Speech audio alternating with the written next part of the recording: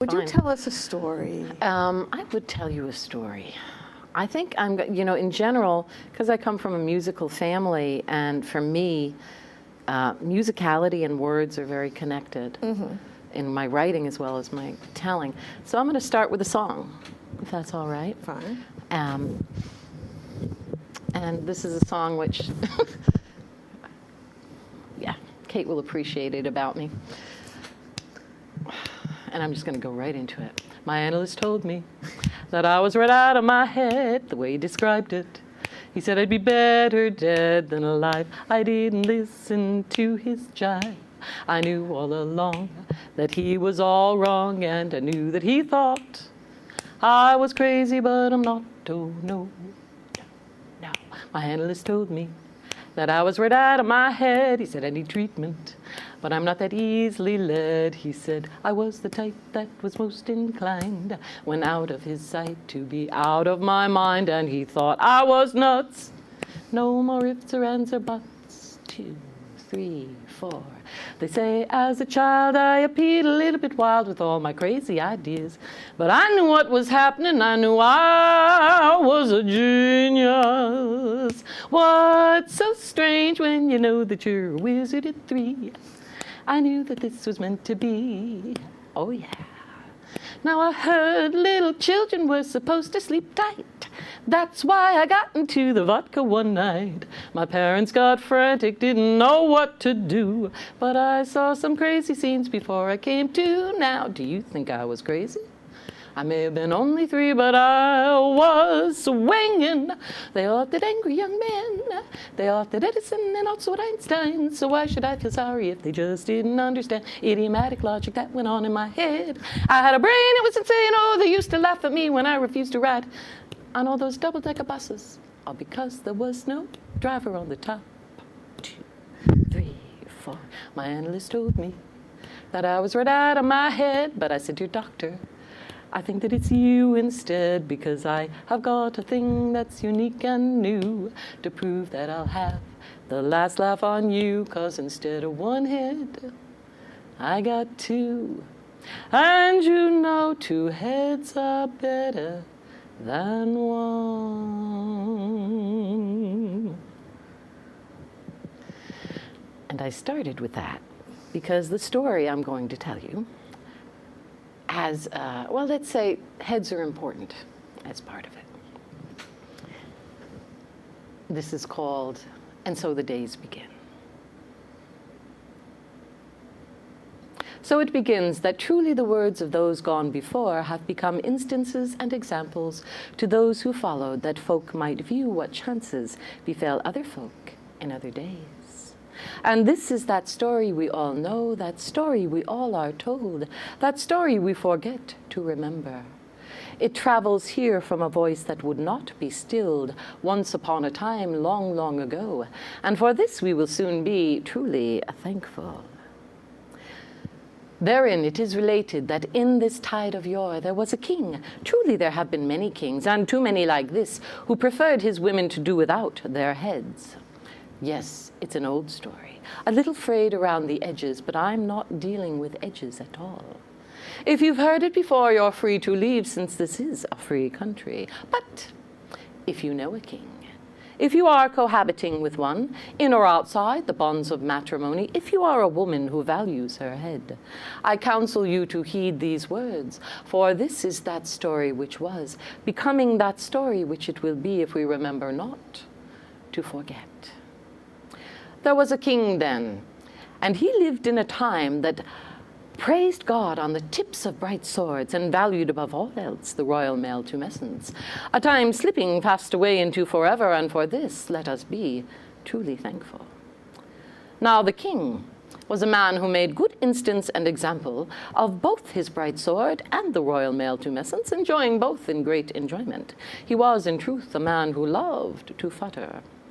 He would verily futter day and night, night and day, day and night, a task made easier by one wife, his queen, and 25 concubines, all delightsome and delectable.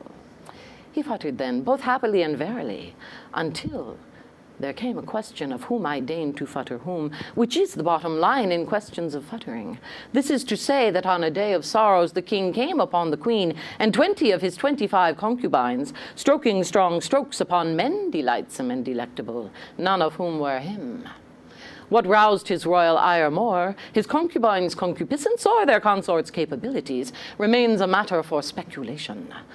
But he was mad by all the ifrits of the land he was, and responded without stay or delay by hacking them all into little bits, stomping on the hacked up little bits, taking the stomped on hacked up little bits and throwing them into a fireplace, blocking the fireplace with an obese manservant and laying an eternal curse on all their souls.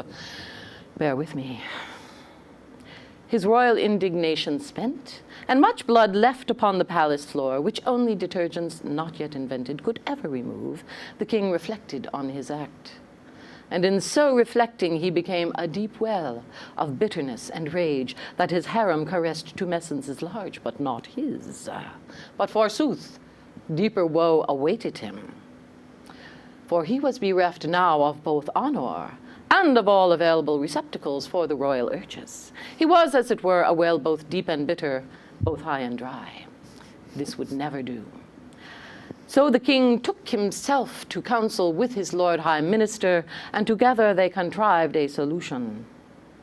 They bethought themselves that heads, both maiden and otherwise, were disconcerting aspects in the female, and always best removed. Thus the king did swear a binding oath that he would marry, and whosoever he married, he would abate her maidenhead that night, and sever her neck the next morning, to make certain of his honor. And so it went. For 1,195 nights, the king removed maidenheads and maidens' heads. That is 1,195 heads that could have laughed, or cried, or sang songs, or written books, or made other heads that would someday travel great seas to become rosy riveters and senators and shrinks, so that we will never know how many Hillary Clintons and Steinhams and Dr. Ruths thus were lost. And so it was, and so it went, until there was not left in the city a body fit for carnal copulation. But the Lord High Minister had kept 2 daughters, Dunyazad and Scheherazade by name, so far exempt from the king's rapacious eye, and for this he was truly thankful, for his daughters were young, comely, witty, and virgins to boot. But the eldest daughter, Scheherazade, had markedly different ideas. She read books, understood the wisdom of poets, priests, and kings, added to this the wisdom of women who recognized oppression when they saw it. God wot, Scheherazade did speak, God wot, this killing of women must stop. Dear father, I will marry this king, and thus become a ransom for my dear sisters' lives. Her father placed no faith in a woman's dubiously subjective emotional reaction. He did speak to his daughter of another daughter who talked too much, and was locked in a closet and beaten with live snakes, thus learning to keep her peace and the peace of her men intact. Scheherazade, seeing her father immune to the necessity of women, did counsel him with the inevitability of men. Have I mentioned that she was no fool? If thee would deny me this, dear father, I would tell the king that thee would deprive him of a wife, and this would inevitably cost thee thy own dear head. Her father lacked integrity, not wits. Thus he did consent that Scheherazade become the king's 1,196th wife. Now comes the good part. Scheherazade wed the king and gave up her maidenhead with no great sense of loss. Though she determined the royal tumescence wasn't all it was cracked up to be, still, and it was done in short space and little time, and then she begged a favor of the king. Dear king, before you kill me, I would beg thee to bring hence my sister Dunyazad, that I might finish a tale begun long ere this wedding night. The king, inclined to be grateful after the act, complied with great compliance, and for this let us be truly thankful. For Scheherazade was witty, wise with a wisdom beyond that of kings. She talked all night until the silver sun crept up into the sky to wish her well, and the king, weary with many words and much futtering, did sleep long ere her story's ending. Scheherazade rested, bathed, clothed herself in silk, and listened to the song within the wind.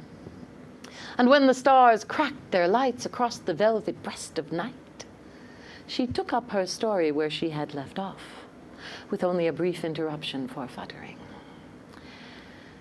And so it was, and so it went, for nights numbering 1,000 nights and a night, Scheherazade told stories, strung words like bright lights, to enchant the inner eye and instruct the wounded heart of this uneducated king. And every night she thought of another woman who still lived. And even as she taught us how to spin a tale and why, the king learned to hang low his own head, to repent of his futterings and his decapitational tendencies, his feckless demand for an honor he had not earned. He promised by the tip of his sword and the royal mail to Messence never to be so again. Now, as you well know, meaning as I am about to tell you, Scheherazade transcribed her words into writing for those who would follow, that we would remember not to forget. And this is that story which was of a king who did wrong and learned better.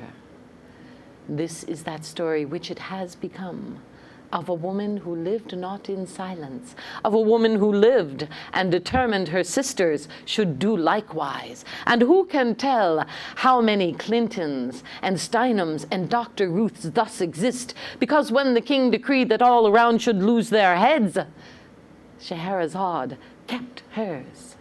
And for this let us be truly